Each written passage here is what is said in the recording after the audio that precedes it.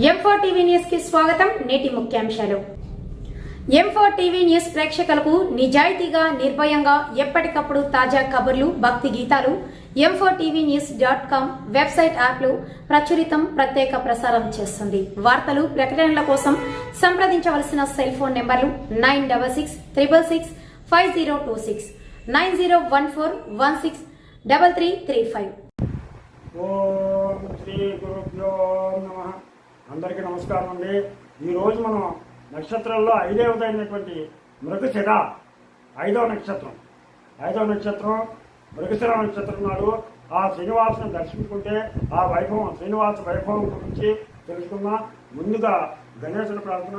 శుక్లాంబరధరం విష్ణుం శశివర్ణం చతుర్భుజం ప్రసన్నవదనం ఛాయే సర్వవిఘ్నోపశాంతయే.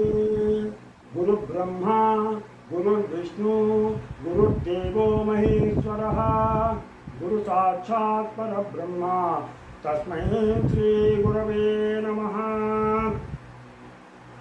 ఓం నమో భగవతే వాసుదేవాయ. ఓం నమో నారాయణాయ. ఓం నమో విష్ణవే నమః. ఓం నమః శివాయ.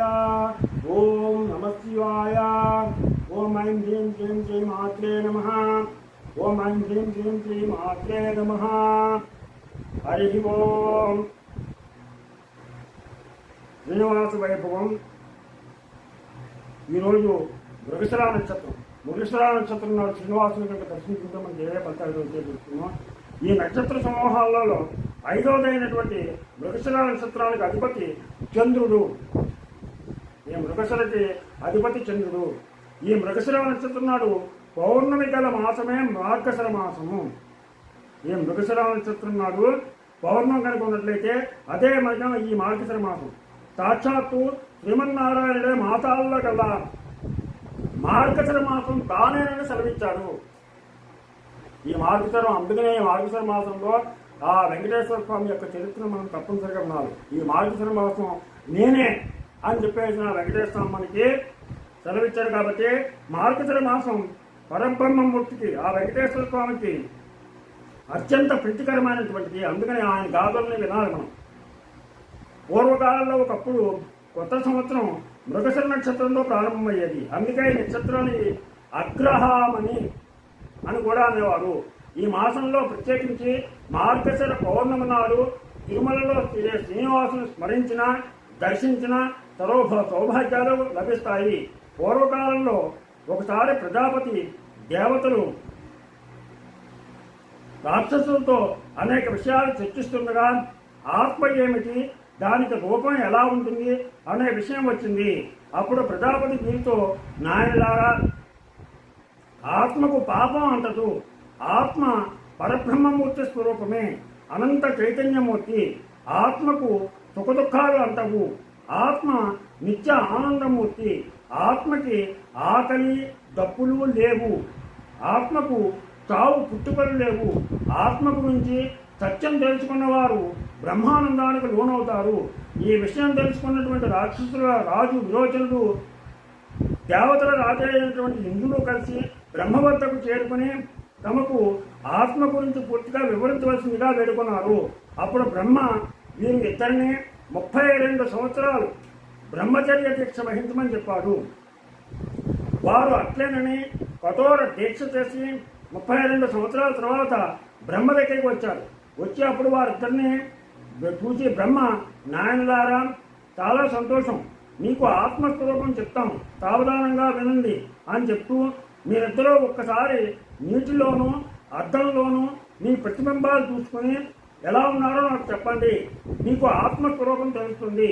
వాళ్ళిద్దరూ అలాగే చేసి బ్రహ్మ వద్దకు వచ్చి, స్వామి, మా ఇద్దరికి నీటిలోనూ అద్దంలోనూ కూడా మీ శరీరాలే కనపడుతున్నాయి, అంతేగాని మాకు ఆత్మ కనపడలేదన్నారు. అప్పుడు బ్రహ్మవారితో, ఓహో అలాగా, అయితే ఈసారి మంచి దుస్తులు ధరించి బ్రహ్మాండమైనటువంటి ఆభరణాలు ధరించి తిరిగి మళ్ళీ నీటిలోనూ అద్దంలోనూ మీరు ప్రతిబింబాలు చూసుకోండి, ఈసారి ఆత్మ మీకు తప్పక కనపడుతుందన్నారు. ఇది విని ఇద్దరు సంతోషపడి అత్యంత అందమైన దుస్తులు ఆభరణాలు ధరించి తమ యొక్క ప్రతిబింబాలను నీటిలోనూ అద్దంలోనూ చూశారు. ఈసారి వారి శరీరాలు ఈ అలంకరణ వలన ఎంతో అద్భుతంగా కనిపించాయి.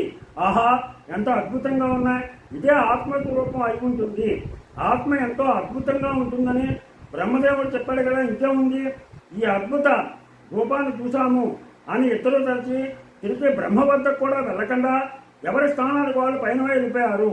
రాక్షసుల రాజైన విరోచనుడు రాక్షసులకు ఆత్మతత్వం అంటే అద్భుతమైనటువంటి ఆభరణాలు, వస్త్రాలు మాత్రమే అని చెప్పాడు. అదే ఆత్మ స్వరూపం అనుకుని రాక్షసులందరూ సంతోషపడ్డారు.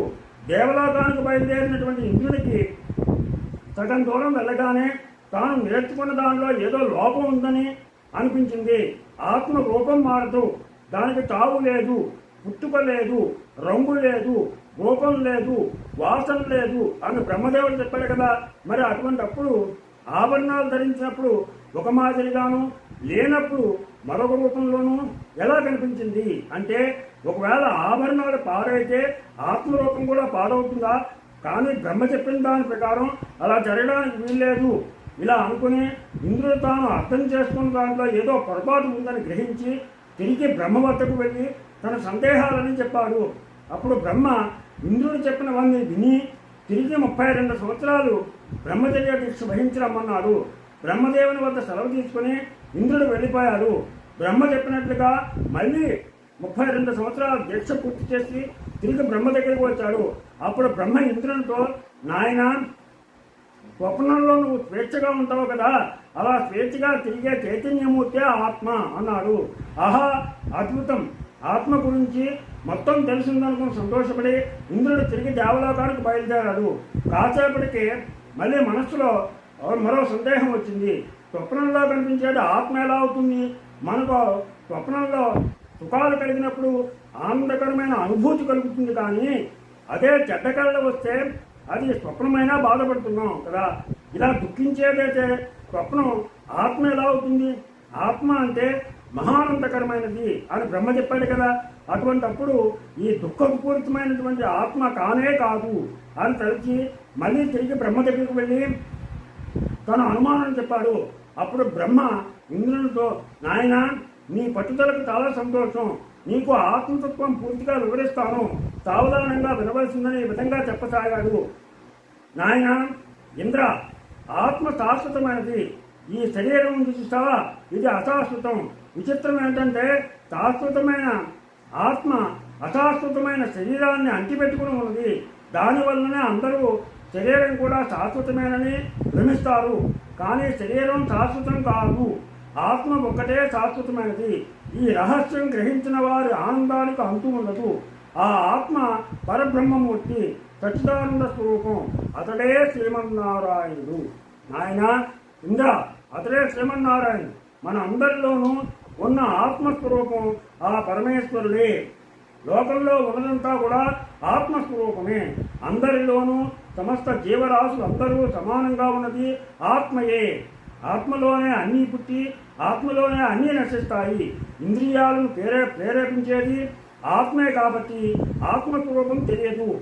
ఆత్మ యొక్క చైతన్య శక్తి చేతనే ఇంద్రియాలన్నీ పనిచేస్తున్నాయి. ఆత్మ సాక్షాత్కారం పొందినవాడి ఆనందమే పరబ్రహ్మానందం. ఈ పరబ్రహ్మమూర్తి సర్వంతర్యామి అయి సమస్త జీవరాశుల హృదయాల్లో ఉన్నాడు అని వివరించాడు. ఇంద్రుడు ఎంతో సంతోషపడి దేవలోకానికి ప్రయాణమయ్యాడు. అంతటి పరబ్రహ్మమూర్తియే ఆ తిరుమలలో వెలిసినటువంటి ఆ శ్రీనివాసుడు. ఆ శ్రీనివాసుని తత్వం తెలుసుకున్న వారికి సర్వశాస్త్రాల జ్ఞానము, సర్వ వేదాల స్థానము లభిస్తుంది. శ్రీ వెంకటేశ్వర తత్వం గ్రహించిన వారి ఆనందానికి అంతులేదు. ఓ శ్రీనివాస, నీకివే మా నమస్కారములు. ఓ శ్రీమన్నారాయణ, నీకివే మా ప్రణామములు. ఓ జగద్రక్షక, నీకివే మా నమస్కారములు. శ్రీయకాంతాయ కళ్యాణ నిలయే నిలయే దినాం శ్రీ వెంకట నివాసాయ శ్రీనివాసాయ మంగళం. ఈరోజుకి పురుషుల నక్షత్రం ఉంది. రేపు ఆర్ద్ర నక్షత్రం గురించి ఆర్ద్ర నక్షత్రం 6వ నక్షత్రం. 6వ నక్షత్రం ఆరుద్ర శ్రీనివాస వైభవం గురించి చెప్తున్నాం. మీకు నా ఛానల్ కనుక నచ్చినట్లయితే సబ్స్క్రైబ్ చేయమని కోరుతూ అలాగే లైక్ చేయమని కోరుతూ వ్యాపార మంత్రి ప్రభావం.